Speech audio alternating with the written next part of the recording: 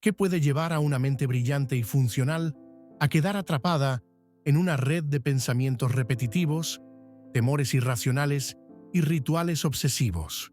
Así comienza uno de los casos más fascinantes de la historia del psicoanálisis, el caso del hombre de las ratas, publicado por Sigmund Freud en 1909 bajo el título original Notas sobre un caso de neurosis obsesiva. En este caso, Freud nos invita a sumergirnos en el complejo mundo de un paciente cuyo sufrimiento psíquico nos permite entender, como nunca antes, los engranajes ocultos de la mente obsesiva. Un paciente atrapado por el pensamiento. El hombre de las ratas, un seudónimo usado por Freud para proteger la identidad del paciente, era un joven abogado vienés de unos 30 años, de gran inteligencia y sensibilidad, pero completamente dominado por una serie de pensamientos obsesivos, compulsiones y angustias sin causa visible. Su caso se convirtió en uno de los ejemplos más célebres del estudio de la neurosis obsesiva, una forma de sufrimiento mental caracterizada por pensamientos intrusivos, indecisiones paralizantes y rituales mentales sin sentido aparente.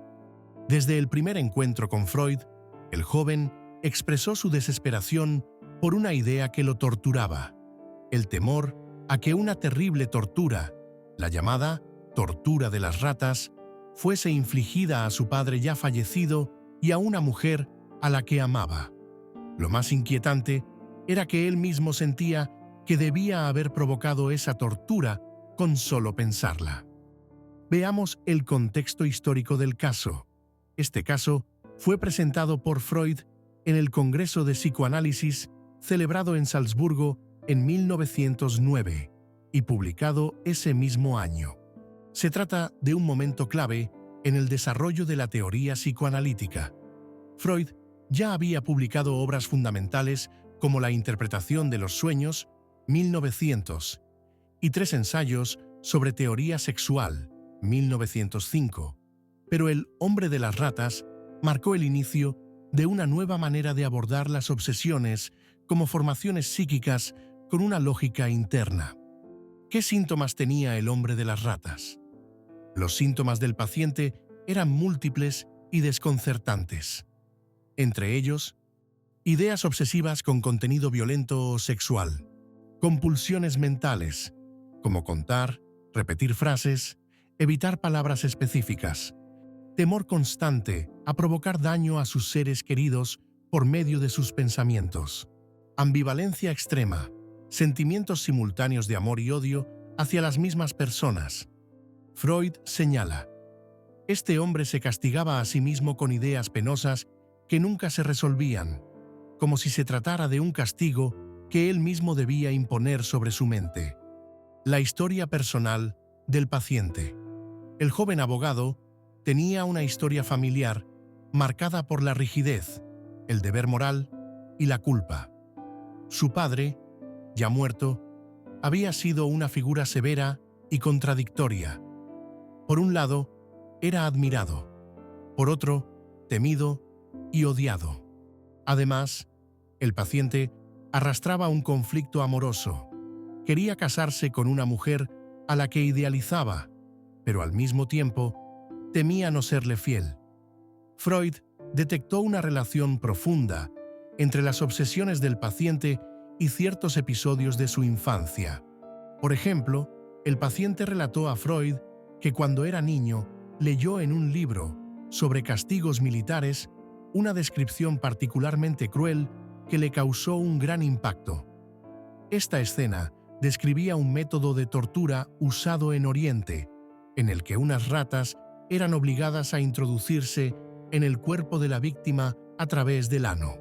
Esa escena lo impactó de forma traumática, y esa imagen se reactivó muchos años después, cuando escuchó casualmente sobre la tortura con ratas en un relato de un oficial. ¿Qué descubrió Freud en este caso?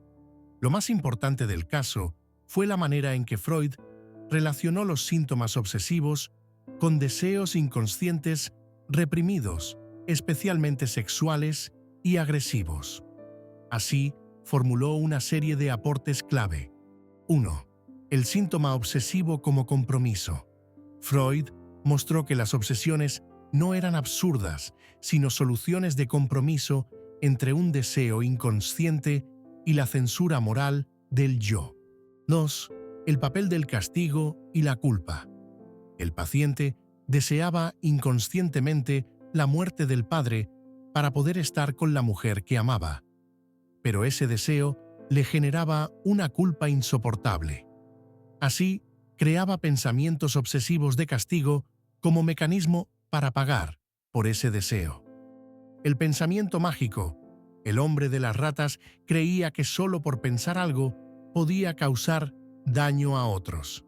Freud lo explicó como una forma regresiva del pensamiento, vinculada a etapas infantiles del desarrollo psíquico. 4. Ambivalencia afectiva. Amor y odio coexistían en su mente hacia las mismas personas, y esa ambivalencia era la fuente de su angustia. 5.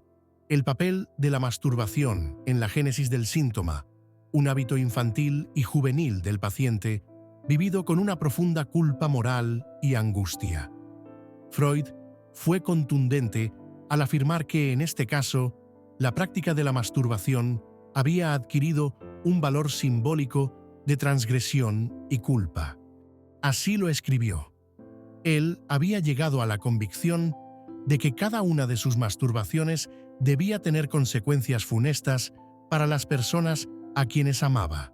¿Por qué sigue siendo importante este caso?